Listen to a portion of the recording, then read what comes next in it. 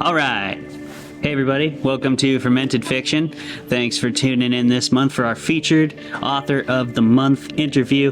This month we have Travis Baldree, author of Legends and Lattes and creator of many other creative endeavors, I believe in the video game world, right? Yeah, 20 years making video games. Awesome. So thank you so much for being here with us, Travis. Thanks a ton for having me. Yeah, absolutely. So here at Fermented Fiction, we just want to get into the meat of it. We're not going to... Yeah, there we go. There's a little Legends and Lattes book for everybody. Here it is. That's what it looks like. And if you haven't read it yet, you're really missing out. The inside of it looks like this. Isn't that neat? It has words. It's words. It's also paper as well. There's some... Yeah. Really cutting edge stuff. Sorry. Really cutting edge stuff. Sorry. Travis is breaking the mold over here. But you actually are Travis breaking the mold, and I'd like to start off talking about that. Why did you choose to write what I've been hearing is called cozy fantasy, or I believe you said low stakes fantasy? Yeah. Was your term for it? Do you think that was something the genre was lacking, something the genre was missing, or did you just kind of do it for fun? What inspired that choice, and how did you pull it off? 'Cause Okay. you did. Okay, I'll break that down into a couple different questions. I think as a genre, it already kind of existed, and I think that people just hadn't put that name to it yet. I think if you look at like Hayao Miyazaki's movies, if you look at things like My Neighbor Totoro or Howl's Moving Castle, and things like the actual book Howl's Moving Castle, T. Kingfisher, The Paladin's Grace, Sword Heart, they have a lot of those kind of elements of cozy fantasy. I think it all exists out there. Honestly, I think Terry Pratchett and Discworld is probably like the biggest example of cozy fantasy. I just don't think people put that name to it, but it's effectively like about people and their normal concerns and, relationships and just kind of almost mundane things, but seen through a lens of, a little bit more of a magical world. Right. I wasn't thinking about any of that when I wrote this book, so I certainly am not like pioneering anything. I think I just happened to get attached to that name. So I'm an audiobook narrator by trade. That's what I normally do. That's what I do day in and day out these days. And I read a lot of action-adventure fantasy fiction, and you kind of get pretty quickly typecast as a narrator because people see you reading one kind of thing, and if they write a book like that, they want you to narrate it. Right. And I don't get to narrate anything like this. I really like cozy mysteries. I like fantasy romance and stuff because they're like these really comforting sort of chicken noodle soup kind of books to read. You feel good after you read them. So in the run up to Nano, I was joking around in my Discord where I do my narration work live. And I said what I really wanted to read was a Hallmark movie set in the Forgotten Realms. And I was joking and I said, yeah, the dwarf businesswoman, she goes home to her dad's mine and it's failing and she has to rescue it. And there's probably a really ruggedly handsome guy who makes cookies or something and there are sweaters and it's just all very, very nice. That's not what I wrote, but that's kind of was the genesis of the idea. Okay. So when it came time to write it, I wrote something that was like a little more personally relatable to me, but still in that kind of same vein. Okay. And so coffee is pretty important to you in your life? Absolutely, absolutely. But at the time I was writing this, which was for National Novel Writing Month last year, we're in Nano right now, I was really missing going to a coffee shop because, it's the height of COVID, nobody's going to them at all. And so the idea of sitting in a place like that and seeing people face to face and having a nice cup of coffee was basically escapist fantasy. Okay, awesome. I mean, that makes sense. I think that's a thing. A book like this, I think, is a thing that a lot of people needed after the last couple of years. Yeah. And I do love that it shows the life of like regular people in a very irregular world in terms of it's fantastical and magical and all that stuff exists. Like your protagonist is a former hero who used to kill like dragons or whatever, And I think that was awesome to show that glimpse into the normal life of the city. You often get those glimpses in like higher stakes fantasies. Yeah. But you don't ever get to like really live in those worlds. And anytime you do, I think it adds tremendous value to the story. So this is a great example of how you can make an entire story out of somebody opening a business. You know, that's a monumental undertaking. It doesn't matter what world you're in. If you're going to run a successful business, it's tough to do. And I think you did a great job of taking a story that seems like, I don't want to say mundane, but seems very regular, you know? It is mundane, in a lot of ways. It's just that I think part of the point of it is that mundane doesn't have to mean meaningless or unimportant. Right. It's just, and that's part of, I think, what's nice about setting it in a fantasy world is that it's a way of reminding you that just everyday things are still important and are still worth talking about and can be enjoyable and interesting. It doesn't have to be dull as dishwater. Absolutely. I mean, I've always had a bit of a problem with people who they act like working in a bar, working in a restaurant is somebody without ambition or something. Like I've seen that portrayal cast upon people who work in your average everyday work jobs, right? Absolutely. But like, do you like going to the bar? Yeah. Do you like eating at restaurants? Well, somebody has to work there, dude. Yeah, like somebody has and it's to a worthy life, and it's a worthy choice. Yes, absolutely. And this book does a great job of illustrating that. So good work. On the note of being a narrator, I wanted to ask specifically, this is my biggest question for you. How does audiobook narration play into your writing style, your development of your prose, your characters, your world? Because as I actually listened to your book. I listened to you read it. So I think that I would recommend that very highly. Travis is an awesome narrator. He read his own book, and it's really, really well done. I would recommend that if you're a listener. But how is that your profession as a narrator informed your ability to write? Because this is your first published novel, right? It is. Yeah. And I tried to write one many times before, also during National Novel Writing Month. All failures, got stuck in the middle. Really common problem, I think. This is the first time, obviously, that I finished. It's also the first time that I outlined. Oh, okay. I thought I was a pantser. Sadly, I am not. I'm still a little busted up about it. But as far as narration and how it influenced the way I write, it definitely did, and it did it a lot. And it's really easy for me to see if I look at anything that I wrote prior to narrating a lot. When you're reading stuff out loud, and you and I were talking about this, people are always advised to read their work out loud because you'll find so many things that you notice or you want to change or that are fundamentally wrong just from the act of reading it aloud, because you can't skim it. You have to fully experience it and deliver it, and every word matters. Doing that for hundreds of other people's books of varying degrees of quality and style really rapidly tells you at the very least what you like and what you don't like. And I think some of those are probably good general rules, but then you kind of get into the weeds of things that are a little bit more personal. Like, I really like single POV stories, and I discovered that as I'm reading other people's books out loud.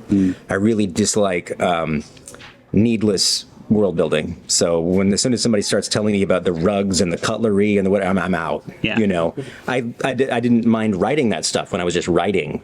But when I had to read it aloud, it's like you can feel the energy just bleed out of the read. And when you start to have to struggle to like maintain attention and to maintain that like narrative momentum, it makes those things really, really clear to you. So it's almost like going to like a writing workshop where everybody's reading their work out loud and you're noticing what you think about what other people are doing. Because it's not your words, but it's still super, super valuable. Right. So it was huge for me. Yeah, I can only imagine. I mean, I feel like it's evident. The conversations in your book particularly stood out to me. They seem very organic and very natural.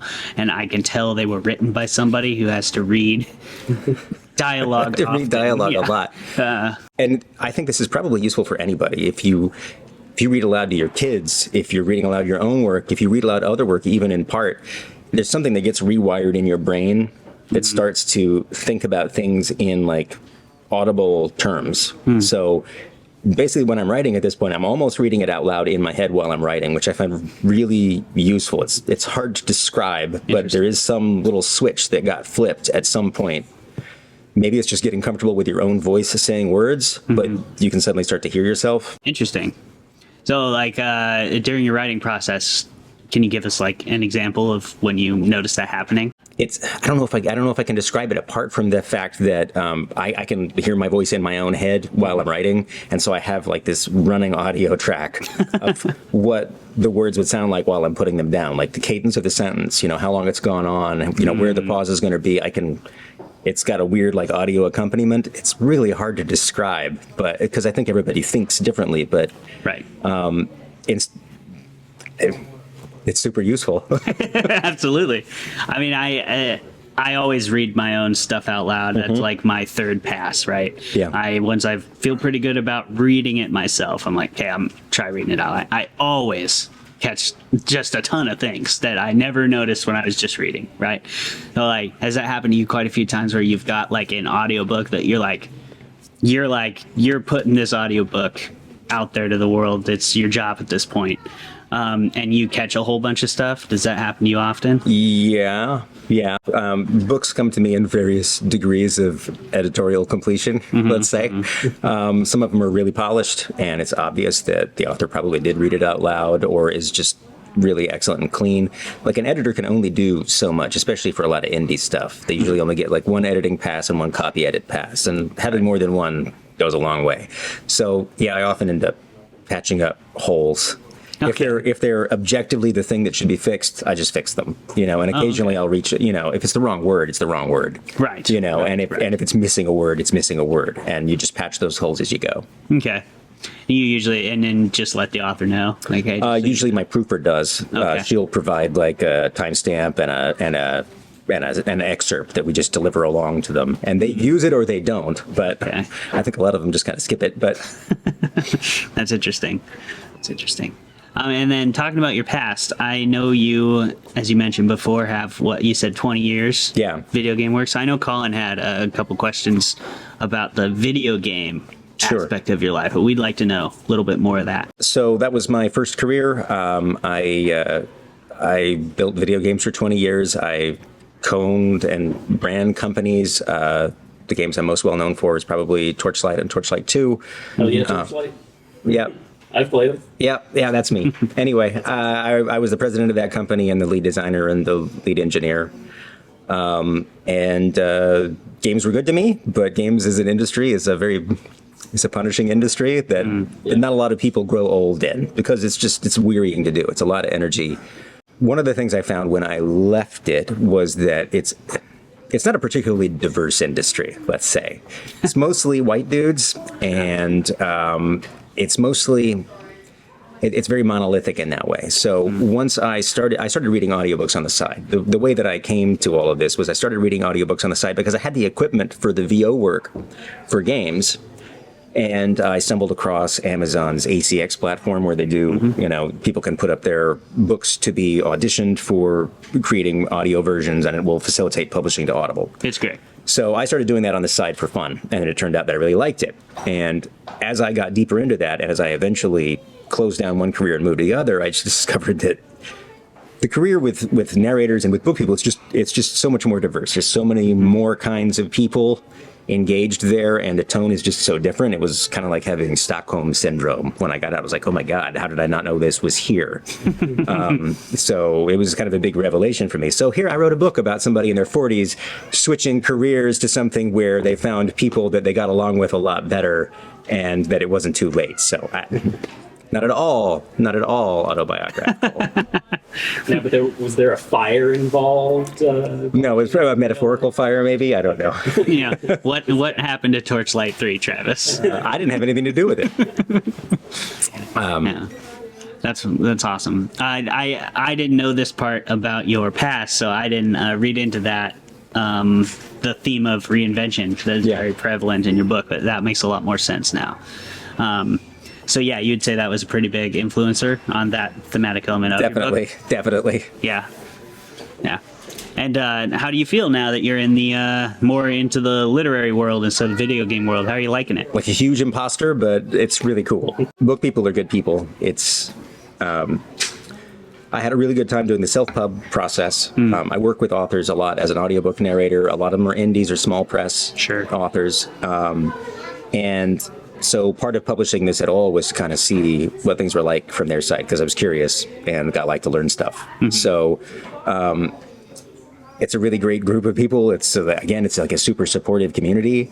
And then obviously I made the switch after release to doing through more traditional publishing with this through Tor, also filled with super nice, super cool people. So it's just, I don't know, it's been really good.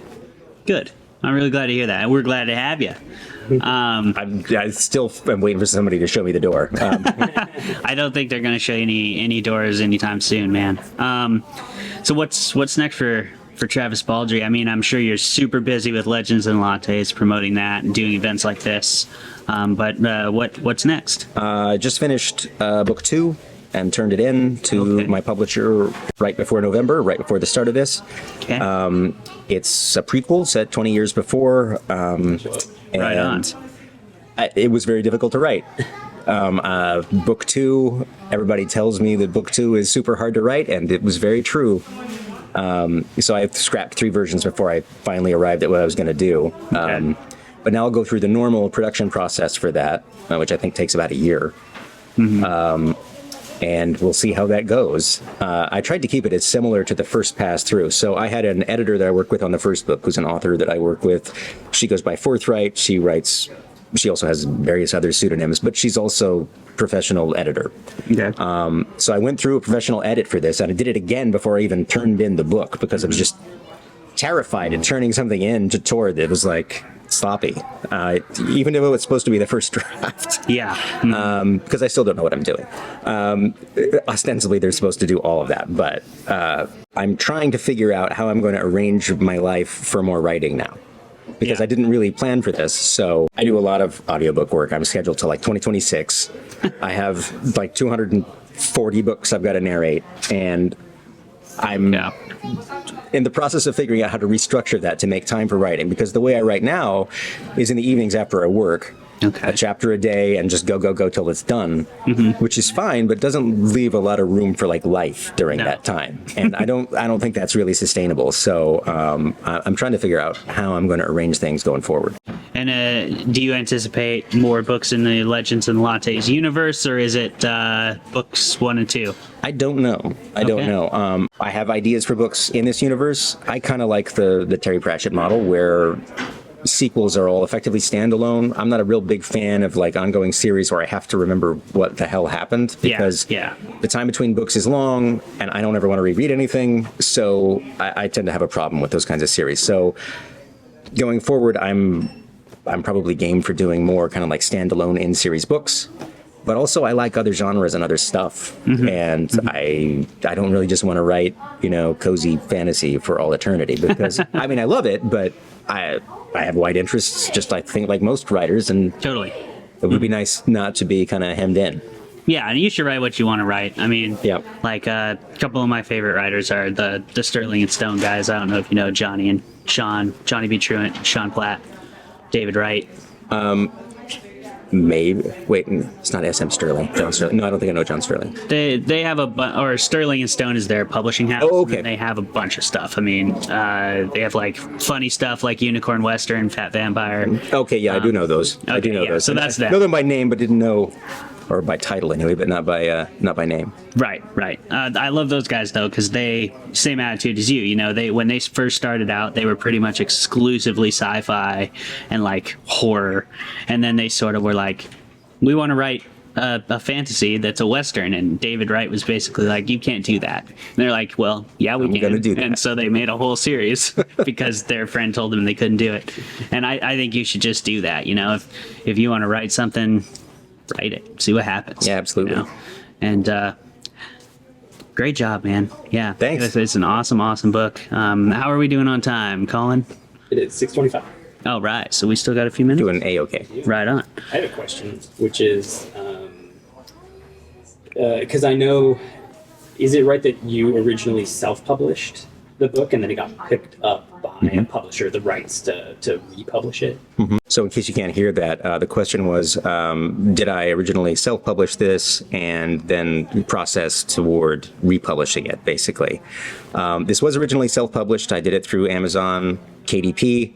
I did print, audio, and ebook more or less simultaneously. It helps that I'm an audiobook narrator. I get to cheat. Yeah. But I also did Ingram Spark at the same time. So I did the full gamut of everything that you could do as an indie pub, because I wanted to be able to go down to my local bookstore and ask them to stock it, which meant that I needed to have it available through Ingram Spark so that it could be returned and so that it could get a proper wholesale discount. Yeah, and my only goal was to get like 1 or 2 copies in there so I could take a picture and then go home. So yeah, I went through the normal self-pub process, and it was very successful for a self-pub book. I think in paperback sales alone and self-pub, it was like 16,000 split between KDP and Ingram Spark, and more through Ingram Spark, which is extremely unusual. And paperback sales were roughly equivalent most of the time to the ebook, which is extremely unusual for Amazon. And I don't know, I think a lot of that's probably the cover art, honestly, because I think it's...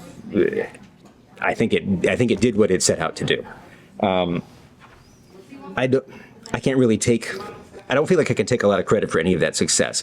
When I originally posted the cover art on my Twitter, Shauna McGuire retweeted it and sprinkled her fairy dust all over it, and nobody had read the book at that point. So that was cool, but I was like, oh no, now they're going to read the book. But I was like, okay, I'll turn on the pre-orders. And I turned on the pre-orders, and then it released, and then she read it and she still liked it, and other people also liked it. So the snowball didn't immediately melt. Yeah.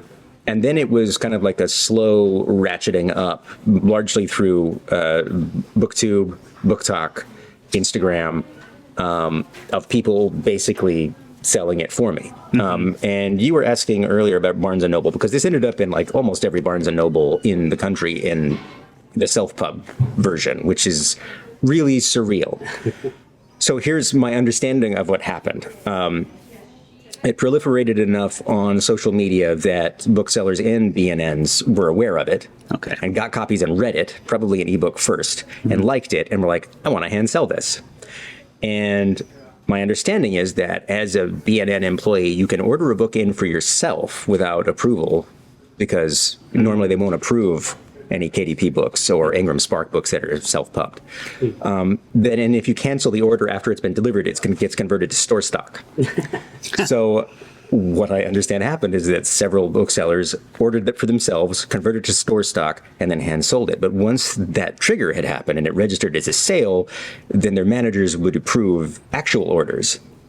And a lot of the BNNs are in basically kind of groups. So they all know each other within a region. Network. Yeah, it's like a weird network. So they're in like a little network of regional books, and they all know each other to a certain extent. They're like, oh, this book is selling really well. And then, it's like the little spark moves into another patch of grass, and then another little fire. And so then it proliferated. And again, I can't... I just wanted it in my local bookstore. Yeah. That's all. But the fact that I did it meant that was possible to do. So... I don't know. I think one lesson from it might be just preparing for stuff to work out, even though you don't expect it to, like just making sure the bucket doesn't have any holes.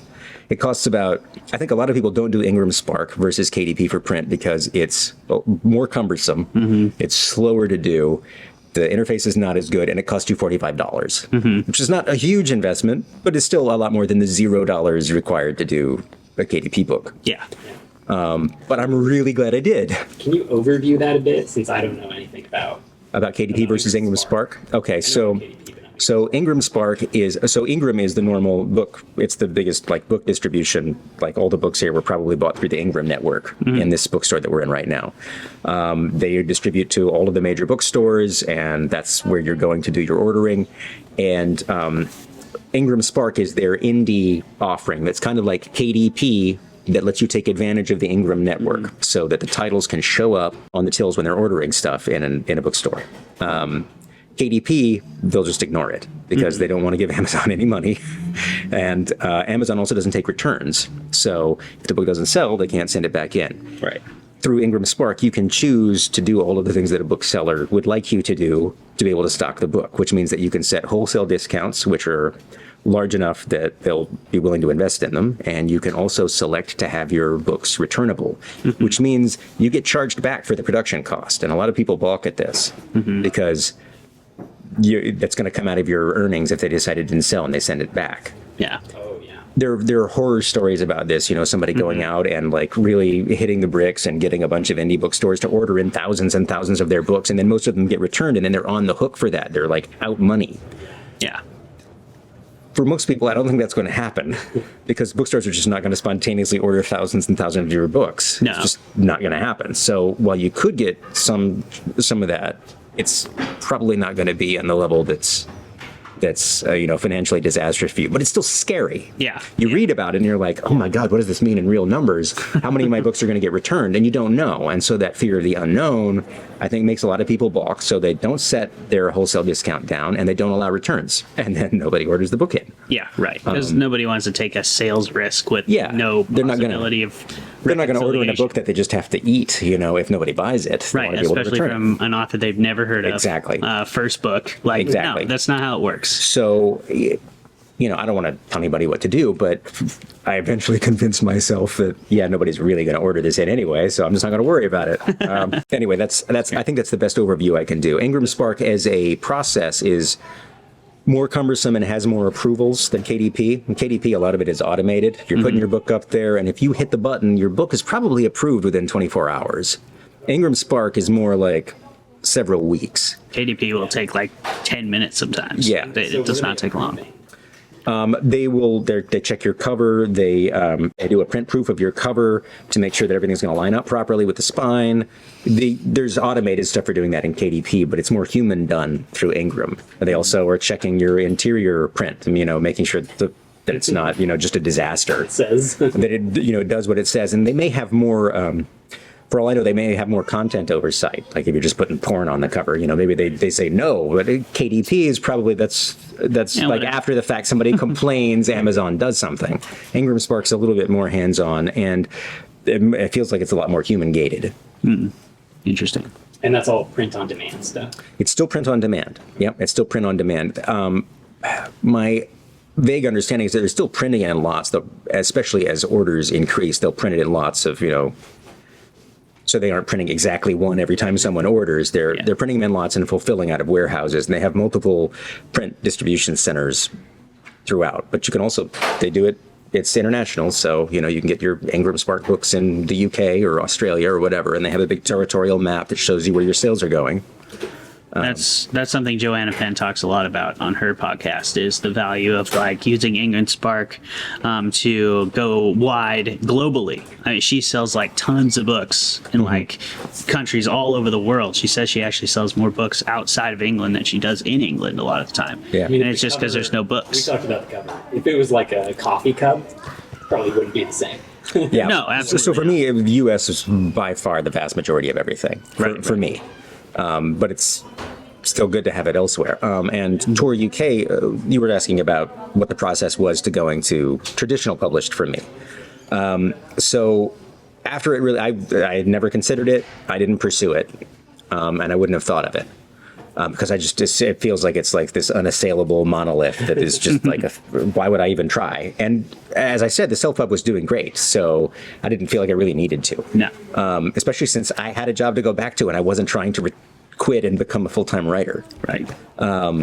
But 3 agents approached me because this seems to be happening more and more. You've got like Evan Winter's Rage of Dragons, Senlin Ascends, the Atlas 6. These are all self-pub books that converted to TradPub. And so I think now that social media is so much of a part of the promotion of books, they're already just looking for those things to be happening. And if it's already showing itself viable, then they might make a move to pick it up. Yeah. And agents are looking for the same thing. So at the end of the day, I said, well, it's no skin off my nose. I already got to launch it one way. Why don't I just do the other one and then I can do like a comparison? Because why not? Yeah. The other main advantages are that translations, for instance, and actually better distribution into other countries. So there's going to be like 9 different languages for this. I would never have approached a foreign rights agent and done that. Right. So yeah, and there's also there's an advance that comes with it that that you can earn out. And again, since it's not my livelihood, that's all. Sure, why not? Yeah, sure. And so I didn't know how to pick an agent. I just chose the one that I liked the best. She seemed cool, and she lives on a boat, and she's awesome. And she took it out and shopped it, and then Tor UK came back, I think within 48 hours, and had a. The term for this is escaping me at the moment, but it was a timed offer. So they're designed to prevent bidding wars. So you have 48 hours or 72 hours or whatever to respond, and then after that, we still would like the book, but it won't be at this. It won't be at these terms. Interesting. But then I like Tor. I think Tor is super cool. So Yeah. the idea of having like a Tor logo on there, I was just like, hell yeah, why not? Oh yeah. So I did it. And then the entire process of the paperwork took longer than writing, editing, and publishing the book. Really? Because the machine is just slower. Okay. Yeah. Yeah. Yeah. And then the international rights were sold. And UK audiobook version with an English accent. Gosh, no. Well, I mean, there's a few English accents in there. So, and when I went to Tor UK, none of them gave me the side eye about it. So I'm just going to Hey, say there it you was go. fine. Chalk it up as a win. So yeah, they used my audio, and I basically, they bought my audio from me because that's the only way that they could do it as part of it, which is surreal. That's awesome. Yeah. Well, I'm stoked that you had so much success with that, especially as an indie author. I think that's something all indies can look to, a story like this, and it gives people a little bit of hope. 'Cause there's a lot of darkness out there for us, So to hear a story like this is really, really good to hear. Well, I think one of the things to take away from it is that like self-pub is so much more viable now than it used to be. That I know so many self-pub authors that make good money, reliable money, doing what they want to do fast. So one of the authors I work with the most is Will White. I don't know if Will White's Will awesome. White is basically just like, the kind of the gold standard for indie self-pub success. He's Absolutely. Like, it's number one on Amazon every dang time. And it's just him and his family, and he's just writing these books and doing it, but he's consistent and he cares about what he does and he's good at it. And he can succeed in a way that he doesn't need traditional pub to do. No, And- he's been doing it a while too. And didn't he start with serial fiction? I don't think he did. I think he was reading a lot of serial fiction when he chose to write Cradle, because he was reading a lot of serialized translations, and he was like, these are really poorly translated, and there's kind of some weird sexist stuff in here. I'm just going to write one that's good. Yeah. Well, he did. And he did. Yeah. But there's lots of other authors, especially in romance and fantasy, and especially game lit right now, and lit RPG. Right. Those are genres that are just like wildfire self-pub successes throughout. So Yeah. Massive, loyal, dedicated fan bases. loyal fan bases just aren't that going buy anywhere. the book and the audio. In fact, audio is sometimes a leader, and they're making more money off of the audio. And another thing that's happening a lot right now is people converting serialized fiction to self-pub. Yeah, I've seen all. So you've got sites like Royal Road, where people are doing long-form serialized fiction, and then they've got years worth of it, and then they built their audience that way. They kind of like almost testing their book out, and they build that loyal audience. And then once they've hit certain like critical mass, they chop up chunks of those serialized fiction. Yeah. They edit them and they release them as books, and usually with attendant audio. And that's where they make their money, not through Patreon. A lot of them have Patreon as well, supporting them as they're doing that. So it feels like there's just more and more avenues to be able to be a very successful independent author without having to like pass some hidden trial, answer the riddle at the door, or whatever it is that you got to do to get into the publishing mechanism. Yeah, and that gone are the days, luckily, thankfully, that it's even like a ostracized for being an indie author. Yeah. I remember when I was young, I was like, when I heard of indie authors and stuff, I like was like, Vanity that's Press, trash. and you're like, yeah, like you're a Vanity Press, and yeah, a lot of that bad smell is gone now. yeah, and we're seeing why, because indie authors can make good books. You shouldn't have to go through a bureaucratic mechanism just to get published. There's been a shift of editors making themselves available to indies in a way that I think didn't exist before. Editors are like, here's my services, I will edit your book. And so indies have a much easier path to getting a professional final product. Also, tons and tons and tons of artists now who, especially with the rise of digital art, you don't have to have an oil painting for your cover now. You can have somebody with Photoshop who's good and can make you a cover in a couple days that's quite professional looking, and it doesn't cost you thousands and thousands of dollars in a month of time of investment. Yeah. And getting on their schedule out into, next year. Right. So just the confluence of all of those things really just makes professional product so much more viable. Because that's everything, right? Good cover, edit. Like, Yeah. if you have those two things and a good story, like, people will read your book. People will read you it. just have to get it out there and get it in front of them. And Yep. yeah, and like you said, Ingram Spark and a bunch of resources like that Yep. are now out there. Yep. There's a lot of those serial publishing sites. There's places to go as an indie author that just 20 years ago completely Didn't exist. non-existent. Yep. Yeah. One of the things I did through Amazon, my priority through Amazon was getting readers. It was not figuring out how high I could price the book and have it be viable. It was like, what's the minimum price I can sell this at to keep it at the 70% royalty and not be like underwater. Right. And doing Kindle Unlimited in conjunction with that, I just want readers. Mm-hmm. And my other aim was to only sell it to people who actually wanted it. Right. So everything about the cover and the blurb and the description was to say, if you have read these things and you have seen this cover, when you read this book, that's what you got. Yeah. You aren't. I didn't sell you anything that you didn't want. I appreciated that. So, yeah, I mean, a couple of people have looked at this cover, which has a succubus's tail stroking the bicep of the woman next to it, and are like very surprised that there is some sapphic romance in here. But I tried really hard to make sure that you would know. Oh, yeah. Yeah. I mean, you let us know. So I think that was all. I think that was all useful, at least in getting to that threshold that allowed it to proliferate. I mean, it's hard with any of these things to like dig back through and try and figure out and ascribe, importance to any one specific thing, because it certainly was not. I'm not going to pretend that it was something that I set out to do and like, oh yeah, I succeeded. This was my plan all along. Ha ha ha. Because it was not. And a lot of it is due to other people. But I think you can try and look at the component parts and say, without that, it couldn't have happened. Right. And maybe that's worth examining. Absolutely. Yeah.